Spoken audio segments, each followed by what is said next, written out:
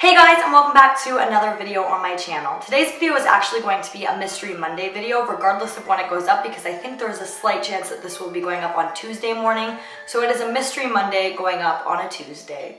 But anyways, today's video is going to be about the Texas killing fields. The area that is known as the Texas killing fields is just bordering the Clyde oil fields. It is about 25 acres of land that are just a mile away from Interstate Highway 45. Because of how remote and secluded this area is, it has been described by authorities as a serial killer paradise. And because of this, over 30 bodies of girls and young women have been found in this general area, including the bodies of water, the fields, and the parks that are on this land. The women and girls whose bodies have been found here were all victims of foul play, and the girls and women who have been found here all range from the ages of 10 to 30. Authorities also believe that it is possible that some of these murders could be connected due to the fact that a lot of the victims have similar physical appearances. But because these murders have been taking place since the early 70s to almost the early 21st century, not all of these murders are believed to have been committed by one person, leaving investigators to believe that this is a dumping ground for multiple serial killers. Many of the victims who were found in these fields disappeared within a 50-mile radius between Houston and Glavestone, Texas. Now, like I said before, there was over 30 victims who were murdered in these fields. And because that is such a huge number, I won't be able to talk in depth about every single one of the victims as I would like to, or this video will be way too long. But at the end, I'm going to go through all of the victims whose names I could find online with a little bit of information about them. But because of how many victims there are in this case, I'm going to be focusing my attention on just 4 of them. Heidi Fly, who was 23 years old, was last seen on October 10, 1983, walking to a convenience store near her parents' home in League City, Texas. The search for Heidi was never too intense because authorities thought that she was just a runaway and that she would return home within the next few months. Now, this part changes place to place depending on which article you read. But on April 4th, 1983, a woman was walking her dog through the Clyde oil fields, which were near League City, Texas. That is when her dog discovered what appeared to be a human skull. The police were notified immediately and the body was positively identified as Heidi Fly. Medical examiners had determined that Heidi had been beaten severely with a club and her ribs had been broken, but her cause of death was blunt force trauma to the skull. On February 2nd, 1986, 4 boys were out for a bike ride through the Clyde oil fields. While these 4 boys were out on their bike ride, they got a whiff of a very foul odor, and the 4 boys decided to follow this scent, and that is when they found the body of an unidentified female. Investigators came to the conclusion that this woman had been murdered 6 weeks to 6 months before her body had been discovered, and this woman's body was found only 50 yards away from where Heidi Fly's body was originally found. After the autopsy was done, this woman's cause of death was found to be a gunshot wound. The gun that was used to kill this woman was believed to have been a .22 caliber rifle, and the bullet was not discovered until they had brought the body into the medical examiner's office. But unfortunately, this woman could never be identified, and to this day, she remains a Jane Doe. This woman was believed to have been anywhere between 5'5" to 5'8", and she was believed to have weighed anywhere between 140 to 160 pounds. This woman was believed to have had shoulder-length reddish-brownish hair, a distinctive gap between her upper 2 teeth, and at the time of the autopsy, it showed that her ribs had been previously broken, but they were now healing. While investigators were searching around the area where Jane Doe was found, they came across something that they were not expecting: the remains of another young woman. These remains were positively identified as the remains of Laura Lynn Miller, who disappeared on September 10, 1984. Laura Miller was last seen using a payphone outside of a convenience store in League City, Texas. And oddly enough, this was the same convenience store that Heidi was walking towards when she vanished just a year earlier. Laura had been at the convenience store with her mother when she decided to use a payphone to call her boyfriend. And I guess her mother had finished up in the convenience store before Laura had finished up on the phone. And she told her mother to go ahead without her and that she would be home shortly. But unfortunately, Laura never made it home that day. Again, similar to Heidi's case, Laura's case was not looked at too deeply by authorities. They thought that she was just a troubled teen who had run away, despite Laura's parents constantly telling them that this was not in Laura's character at all and this was not something that she would do. Laura's father, Tim Miller, said that after he had heard of Heidi's case, he immediately thought that the two were connected. And when they found Heidi's body, he insisted that authorities go out there and search for clues that would help link him to finding his daughter. But authorities again told him that their daughter was just a runaway and she would probably return home very soon. But of course, Laura never returned home, and her cause of death was found to be a gunshot wound to the head. Almost 5 years had passed without another murder taking place in the Calendar oil fields. But that is when, on September 8, 1991, another body was discovered. This body was discovered about 100 miles away from where the other bodies were found. This woman was believed to have passed away 1 to 4 months before her remains were discovered. She was around 31 years in age and had a very small frame, standing around 5 foot to 5 foot 3 inches tall, and weighing 100 to 130 pounds. She had fine, long, light brown hair and low-quality upper dentures and poorly healed fractures in 2 of her ribs. This woman was found to have been beaten by a club and possibly strangled by a cord that was found near her body. Unfortunately, this woman, again, could never be identified, and she has taken on the name Janet Doe and remains known as Janet Doe to this day. That being said, that means that Heidi Fye and Janet Doe had both been beaten to death, whereas Laura Miller and Jane Doe's cause of death were both gunshot wounds. For a very long time, it was believed that all 4 of these deaths were connected, but recently investigators have brought up the possibility that Janet Doe could possibly not be related to the other 3 victims. This is because of how far away her body was found from where the other 3 were, and because of how long it had been since a murder had taken place in these fields. Now on to suspects and theories that were surrounding mostly these 4 murders rather than the other ones that have taken place at the Calendar oil fields. Robert Abel, who is the owner of the Calendar oil fields, and his employee Mark Stalling were both suspects of these murders for a very long time. After Robert had fired Mark got arrested for something, I'm not really sure what, and while in prison he confessed to some of the I-45 murders, and he said that Robert was his accomplice. Robert Abel passed a polygraph test and his home was searched extensively, and nothing was found to link him or Mark to these murders. This led investigators to believe that Mark was just trying to get a better prison rep. The FBI has completely cleared Robert of being a suspect, but he is still considered a person of interest by the League City Police Department.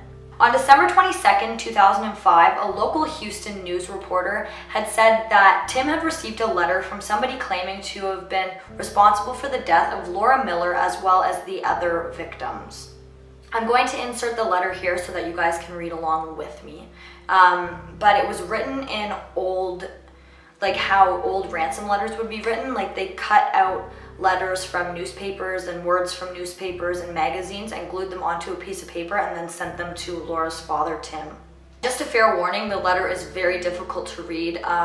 The way that it is online, a lot of the words are kind of cut out, so if it doesn't make sense, that could be why, or it just could not make sense because the person who wrote it is crazy.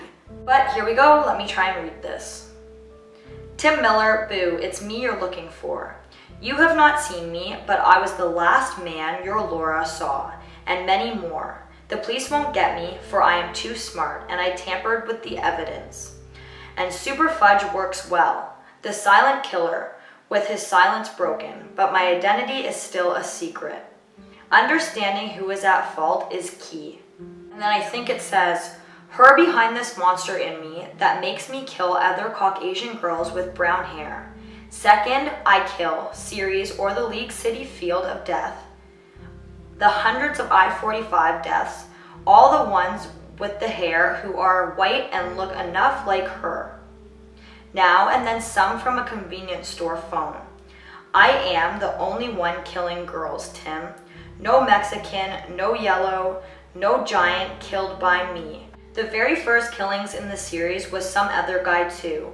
I am and kills and more will die. Some to place on exhibit. The publicity, but most are underground. Better believe she was pay or you and are dead. You wrote assure that more bodies and bones are to be found. The remains to be found, and then it's a bunch of random stuff, and then it says the Phantom. All the lives to many bear of fun. Long day, number 6. And then there's more written but it's very, very difficult to make out. And that was kind of like gibberish, but if you can make out more of the letter than I could, feel free to comment it down below and we can put it in the description box. But it was a very difficult letter to read, as it doesn't really make sense, which makes me think maybe the person who was writing it maybe English wasn't their first language, or maybe they were writing it that way on purpose. Of course, the letter maybe was possibly better and easier to read in person, but online, the way that I'm reading it makes it seem like it was written very poorly. Shortly after this letter was mailed to Tim, Tim went to visit the area where his daughter's body was found. And in that area, he'd actually set up a memorial for Laura, and he'd visit there regularly. When Tim went to visit this area, he found that the memorial ground that he had set up for his daughter had been completely destroyed, and pornographic tapes were scattered all around the area. But due to some of the things written in this letter, Tim, as well as investigators, believed that this was a hoax to clear Robert's name.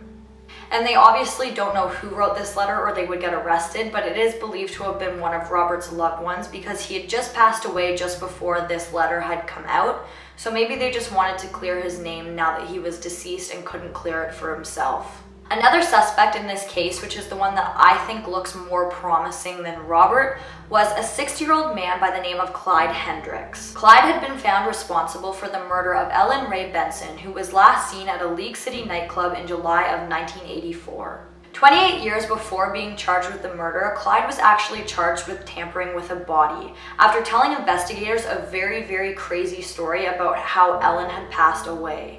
And he had said that he actually wasn't tampering with the body, although that was what he was originally charged with. He said that him and Ellen had left the nightclub together and headed out to the Calidor oil fields to go for a swim. And he'd waited in the car, and Ellen had walked down to go for a swim by herself. And after waiting in the car for a while and her not coming back, he went to see what was going on and allegedly found her drowning. And he tried to revive her, but failed. Now you can see what I mean. This story sounds made up. It sounds crazy. So I don't know why police believed that and why he only originally was charged with that, but maybe they were trying to build a case against him. At one point, Hendricks lived 2 doors down from the Millers and would have known League City, Texas very well.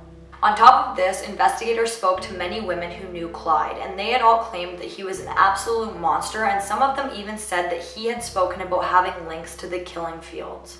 No solid evidence has been found to solidly link Clyde Hendricks to the Texas killing field murders, but Tim Miller has implied that he thinks that Clyde is responsible for his daughter's murder, as well as Heidi, Jane Doe, and possibly Janet Doe as well. If one good thing has come from all of this tragedy, it would be that in August of 2000, Tim Miller went on to start EquiSearch. This organization is dedicated to finding missing people, and it has been involved in many high-profile cases including Kaylee Anthony and Natalie Holloway.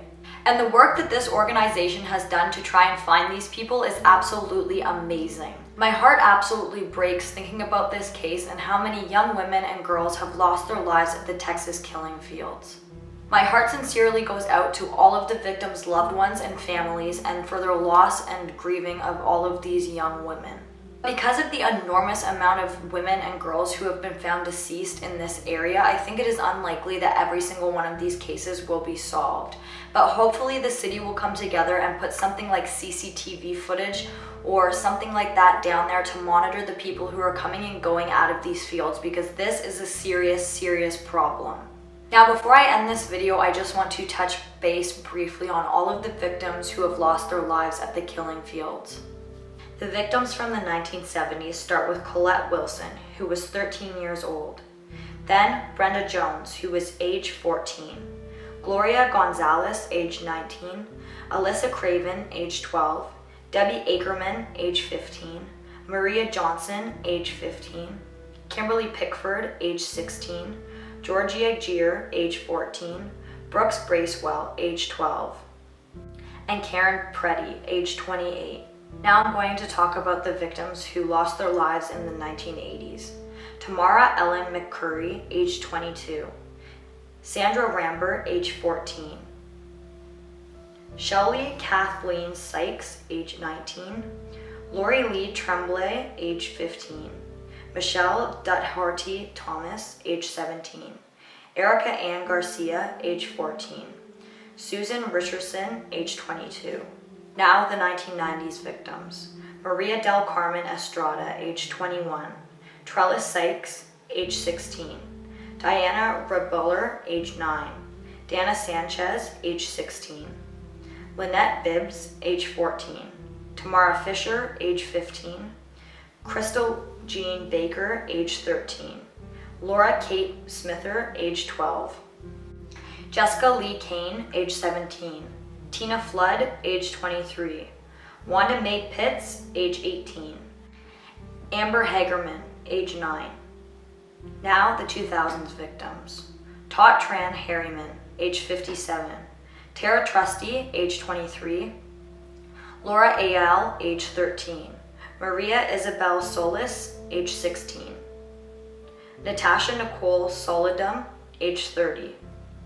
Now that is all the victims who have been identified and who have names, but many of the victims who were found murdered at the Texas killing fields remain Jane Does. And guys, that brings us to the end of this video. I just want to apologize as the lighting probably changed a million times throughout this video because it was sunny, then it was raining, then the sun started going down. So sorry about the lighting. But anyways, if you like this video, please give it a big thumbs up and don't forget to comment down below what you'd like to see in my future videos and turn on that notification bell and don't forget to subscribe. Thank you so much for watching and I'll see you in the next one. Bye guys!